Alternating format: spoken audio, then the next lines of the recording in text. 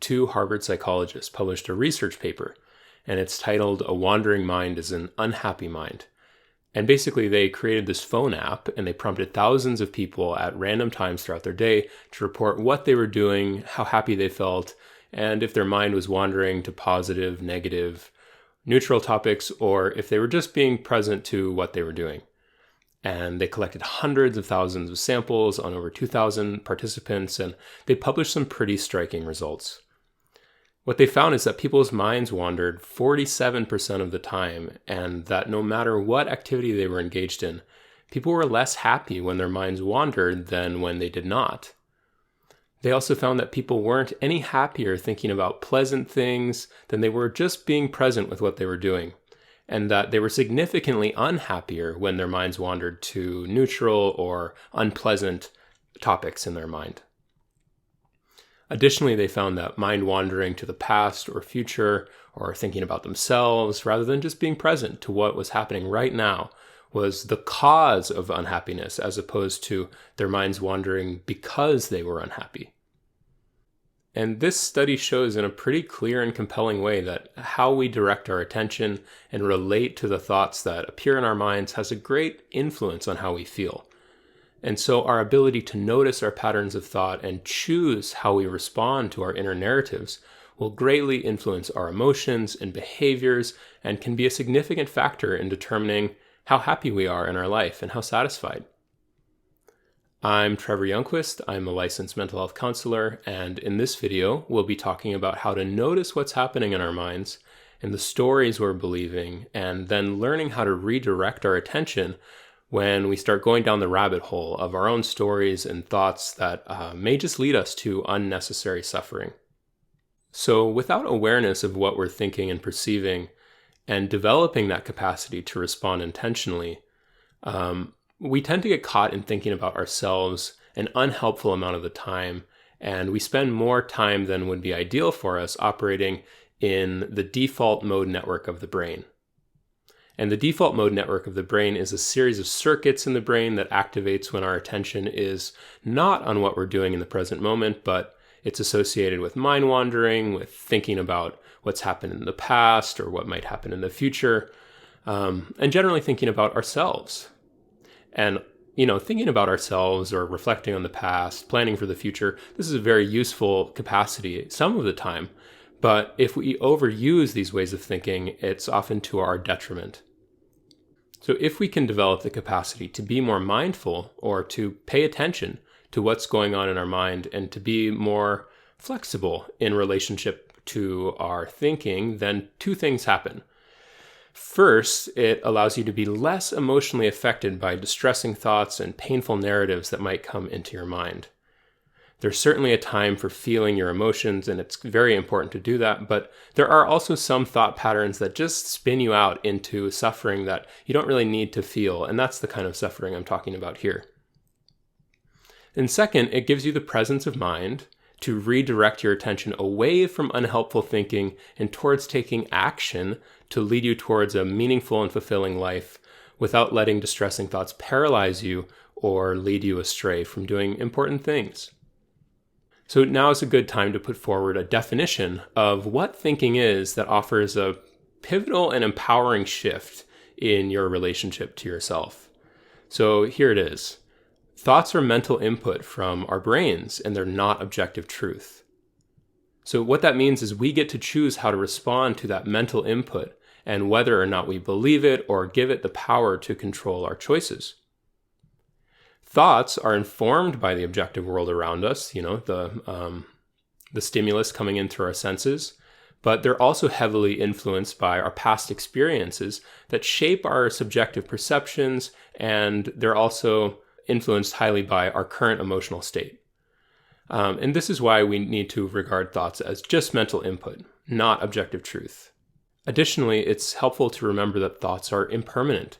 They come and they go, and even if we have a very persistent and recurring distressing thought, the fundamental nature of thoughts and all other aspects of our experience is that they're impermanent. So rather than being our thoughts, we can learn to take the perspective of an observer who's aware of our thoughts and can consciously choose how we respond to them. We can remember that our thoughts can be helpful or unhelpful.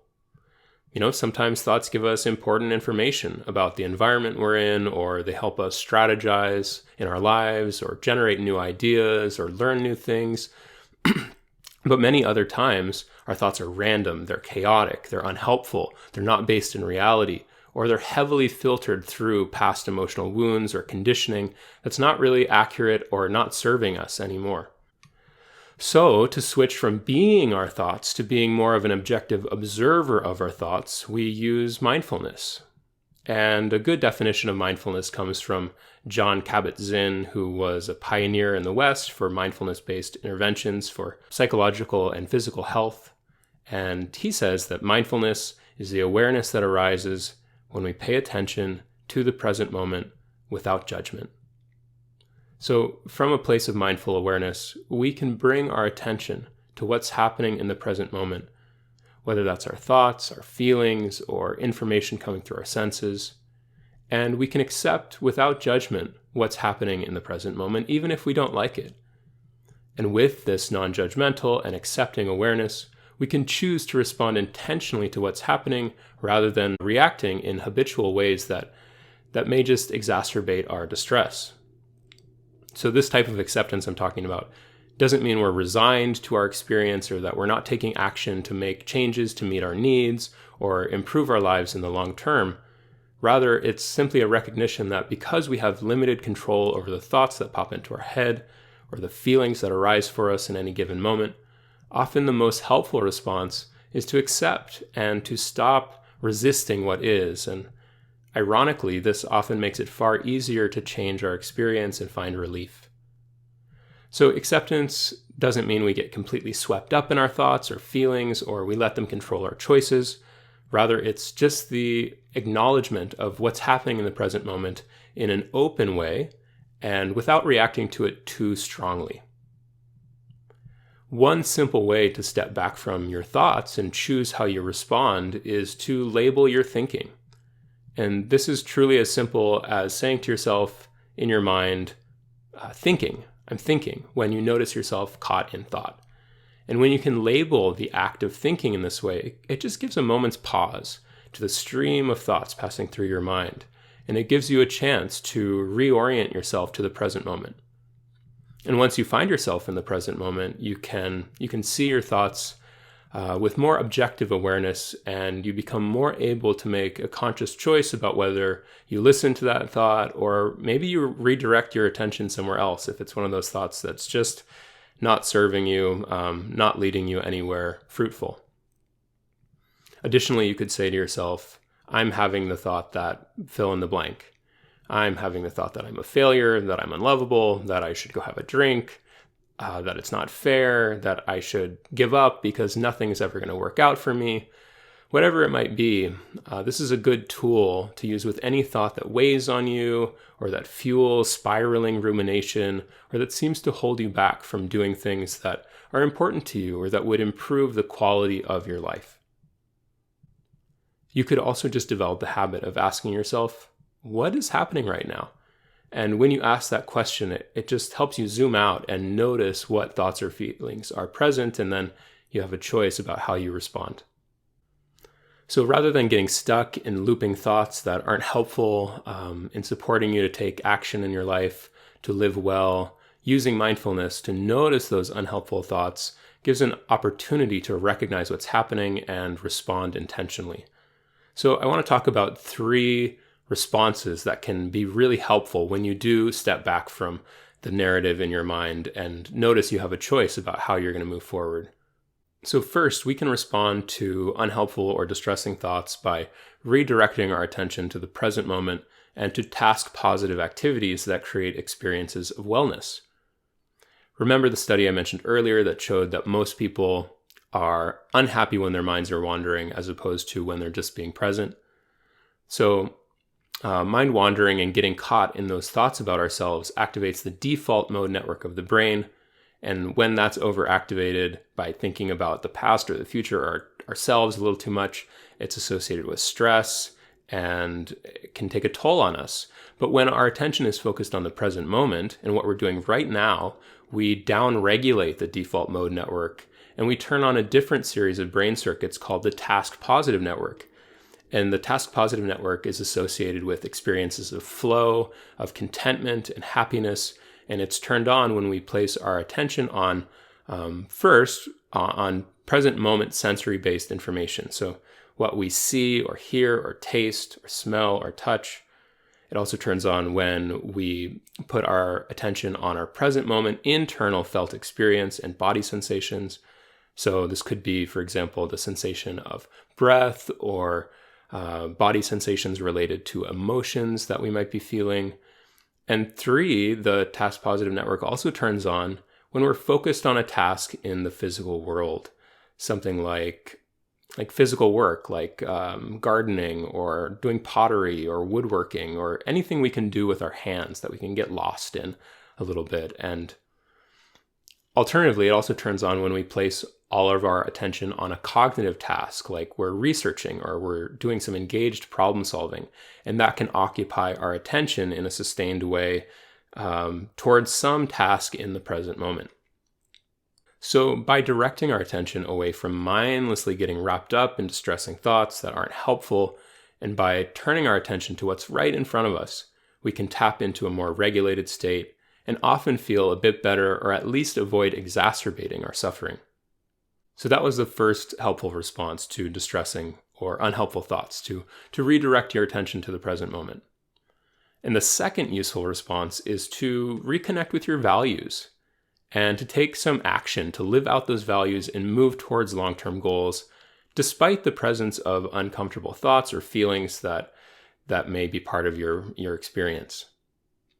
So your values are the things that matter most to you. They define how you measure success in the world. And when we take action that's aligned with the things that we hold most dear, that is a way to create experiences of meaning and fulfillment despite the inevitable hardships of life. So, for example, you might prioritize being kind or being a good parent or being disciplined or being creative or spontaneous or loyal or mindful and present to your life, or any other way of being in the present moment that's important to you, and that when you do it, it leads to rewarding experiences. And acting on your values could also be regularly choosing to participate in activities that are meaningful to you, or communities that are important to you. Basically, it's anything that you can tap into in the present moment that's always there for you. You're never done with your values. You never check them off and say, "Oh, I've done that. It's over now." They're always there for you to tap into as a source of meaning and a way to live out the life you want to live, to be the person you want to be in the world. Additionally, it's often motivating and rewarding if you can lean into values that also help you move towards long-term goals. So, for example, if you're dealing with some difficult thoughts or difficult feelings, but you're still able to take some steps forward in a creative project you're working on, or in building an important skill, or developing relationships, or taking steps to pursue professional or educational advancement, then you can tap into a sense of meaning that can put the hardships of life into perspective. And not only can this cultivate resilience, but when you take that value-aligned action, that's also a way, like we said earlier, to activate the task-positive network of the brain, and that can create a greater sense of well-being. It's also been shown countless times in psychological research that taking action is generally a more powerful way to shift our mood than just trying to talk ourselves out of it, or just stewing in a feeling. And this is a strategy called behavioral activation, and it's a really core part of major therapy approaches like cognitive behavioral therapy and acceptance and commitment therapy.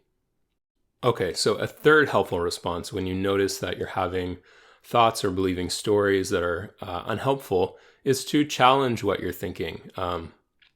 Is what you're believing actually true? What's your evidence? Is it possible that something else is going on?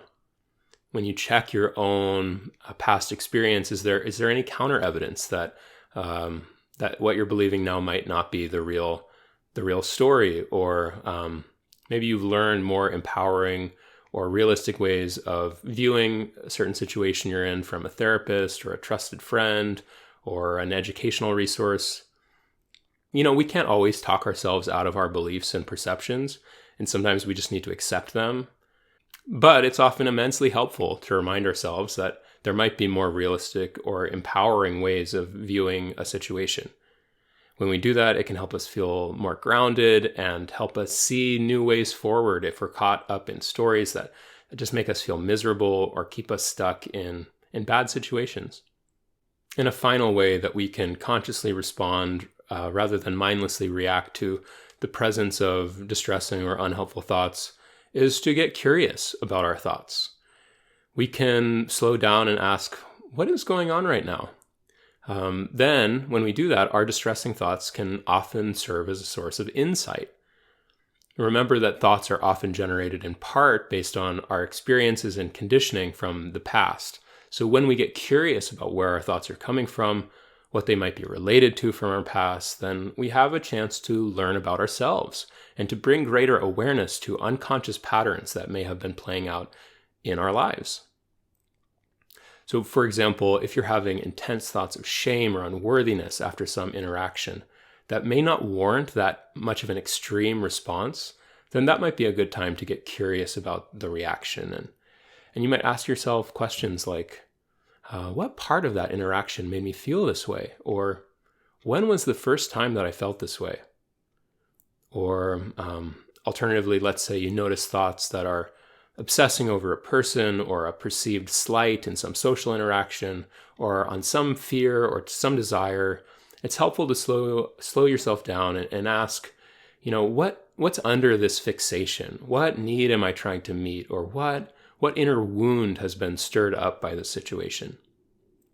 And there are so many different ways that we can use triggering events or painful patterns as an opportunity to learn about ourselves and to work to resolve emotional wounds from the past. But that's a topic for another video.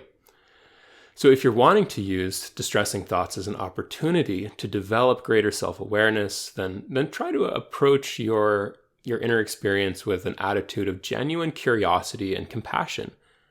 These attitudes are so helpful for exploring the uncharted corners of your psyche that hold unconscious patterns or pockets of undigested emotion from your past. As a concluding note on everything we've covered in this video, I'll say that with the strategies that we've talked about for how to manage your thoughts and respond to them intentionally, they're very useful, and it's also true that your thoughts often relate to emotions that you're experiencing in the moment. And so in terms of changing your thoughts to be more realistic and adaptive in the long term, it's also important to learn how to regulate and tend to your own emotions. Because when you're more emotionally regulated, you're able to think more clearly and you have greater access to the executive functioning powers of your brain. And that helps you assess situations realistically and take helpful actions. And additionally, when you take steps to heal deep emotional wounds that you may be carrying from the past that contribute to your present moment distress, then you naturally end up encountering fewer distressing thoughts and fewer maladaptive beliefs that limit your life and your choices. All right, that is it for this video. I hope something's been useful for you. And if so, please like the video and feel free to subscribe to get notified about more content like this. Thank you.